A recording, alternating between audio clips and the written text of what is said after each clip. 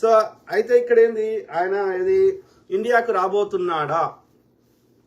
Could be ఎందుకంటే ఆయనకు వేరే దేశం యొక్క పౌరసత్వం లేదు, వేరే దేశం యొక్క ఏమంటారు పర్మనెంట్ రెసిడెంట్, అంటే పర్మనెంట్ రెసిడెంట్ పిఆర్ అంటే ఏమంటారు ఆ యొక్క ఏమంటారు శాశ్వతంగా ఆ దేశంలో ఉండడానికి కావాల్సిన అనుమతి, దాన్ని పిఆర్ అంటారు, పర్మనెంట్ రెసిడెంట్. పిఆర్ లేదు, అట్లనే అట్ ద సేమ్ టైం ఆయనకు వేరే దేశం యొక్క పౌరసత్వం లేదు.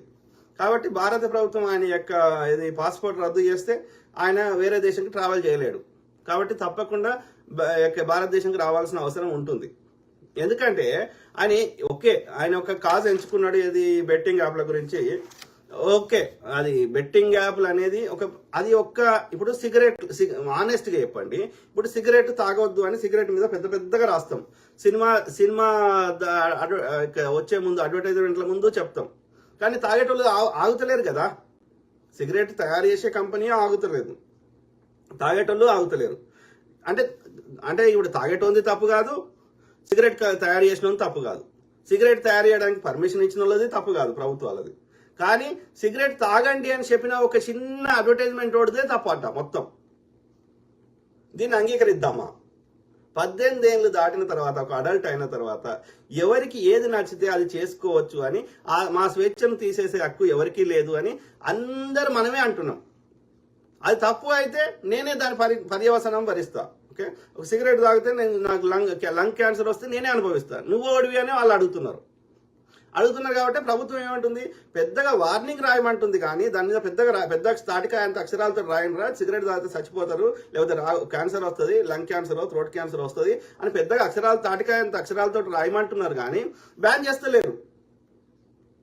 అంటే దీని అర్థమైంది, తయారు చేసిన తప్పు కాదు, తాగిన తప్పు కాదు, ఆ యొక్క పర్మిషన్ ఇచ్చిన ప్రభుత్వాలే తప్పు కాదు, కానీ ఎవడో మహేష్ బాబు అంటే ఆయన అడ్వర్టైజ్మెంట్ సిగరెట్ తాగమని చెప్పినందే మొత్తం తప్పంట. ఇది అన్వేష్ గారి యొక్క సిద్ధాంతము, ఇండిపెండెంట్ జర్నలిస్టు తులసి చంద్ గారి సిద్ధాంతం. ఇది ఎంతవరకు కరెక్టో మీరే దయచేసి చెప్పండి. సిగరెట్ స్థానంలో మీరు ఏమైనా పెట్టుకోండి, మందు పెట్టుకోండి, డ్రగ్స్ పెట్టుకోండి, లేకపోతే ఇప్పుడు ఈ బెట్టింగ్ యాప్స్ పెట్టుకోండి.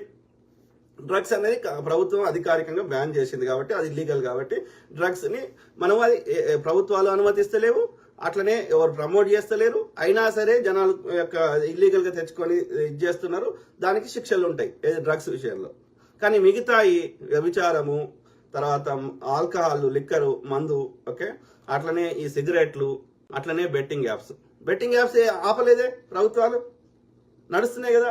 ఇప్పుడు వీళ్ళు ప్రమోట్ చేయలేదు, వీళ్ళు వచ్చి చెప్పలేదు బినామిస్ట్ ఇంకోటి అని చెప్పలేదు అనుకోండి. వీళ్ళు చెప్పకపోతే ఆడుకోవాలని కుతూహలం ఉన్నవాడు ఆడుకుంటలేడా?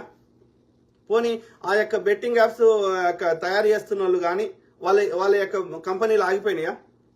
ఎక్కువ బాండ్స్, ఎలక్టోరల్ బాండ్స్ గవర్నమెంట్కి ఎక్కువ వచ్చింది ఈ గేమింగ్ కంపెనీల ద్వారానే కదా. అంటే నేను ఏం చెప్తున్నా, ఆడుకోవాలనేటువంటి వ్యసనం ఉన్నోళ్ళు, ఓకే, ఎవడు చెప్పినా వినరు. దానికి ఇంకా విపిఎన్ అంటే ఈ మన దేశంలో ఉన్న యొక్క ప్రభుత్వానికి దొరకకుండా ఆ స్పెషల్ విపిఎన్ కనెక్ట్ అయ్యి దాని ద్వారా విదేశీ కంపెనీల ద్వారా వాడుకుంటారు కదా. ఇలా పోర్ను బ్యాన్ చేసారు మన దేశంలో, అయినా చూస్తున్నారు కదా చూడాలనుకున్న వాళ్ళు. అంటే ఈ ఇంటర్నెట్ ని 100% కంట్రోల్ చేయడం కూడా సాధ్యం కాదు. కాబట్టి 100% అది చేస్తలేరు, ఫస్ట్ థింగ్, సాధ్యం కూడా కాదు అంటున్నాం. సో అన్నప్పుడు ఎవరికి నచ్చినట్టు వాళ్ళు చేసుకుంటే దాని కాన్సిక్వెన్సెస్ పాజిటివ్ అయినా నెగిటివ్ అయినా వాళ్ళే అనుభవిస్తారు కదా. ఒక వ్యక్తి ప్రమోట్ చేసినంత మాత్రాన వాళ్ళు ఆడుకోరు కదా, వాళ్ళకంటూ ఒక విచక్షణ శక్తి ఉంది కదా. ప్లస్ అంత ప్రమోట్ చేస్తే అన్ని వేల కోట్లు నిజంగా ఇస్తున్నారు అక్కడ.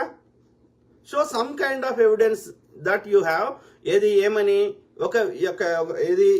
ఇన్ని కోట్లు ఆయన ఏమంటున్నాడు, ప్రతి ఒక్కరికి బయ్యా సన్నీ యాదవ్ ఆయన బైక్ మీద ట్రావెల్ చేస్తాడు అన్ని ప్రాంతాలకి, నార్త్ ఇండియాకి, విదేశాలకి, ప్రపంచం అంతా తిరుగుతాడు. అంటే ఆయన ఏమంటాడు, ఆడ తిరగలేదు, ఆడ బైక్ షిప్లో పెట్టిపోయిండు, విమానంలో పెట్టిపోయిండు.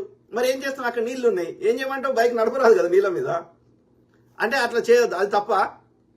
అంటే అన్వేష్, నీ మతి కోల్పోతున్నావు. ఎందుకంటే నీకు ఒక ఈర్ష్య అనేటువంటి జబ్బు పెట్టుకొని ఆ జబ్బుతోటి బాధపడుతూ ఎదుటి వాళ్ళ యూట్యూబ్ ఛానల్ అన్ని తీసేయాలి, యూట్యూబ్ లో వచ్చే ఆదాయం మొత్తం నీకే ఇవ్వాలన్న ఆలోచన మరి ఏందో, లేకపోతే అదొక రోగం అంతే, నీకు ఇవ్వాలని కూడా కాదు అది ఒక రోగం. ఏంటంటే పక్కోడి మంచిగా ఉండొద్దు, వానికి వ్యూస్ రావద్దు, వానికి సబ్స్క్రైబర్లు ఉండొద్దు, వాడు 4 పైసలు సంపాదించవద్దు, వస్తే వీనికి మనసు పట్టదు. లేకపోతే వాళ్ళు నిన్నేమంటారు, వాళ్ళు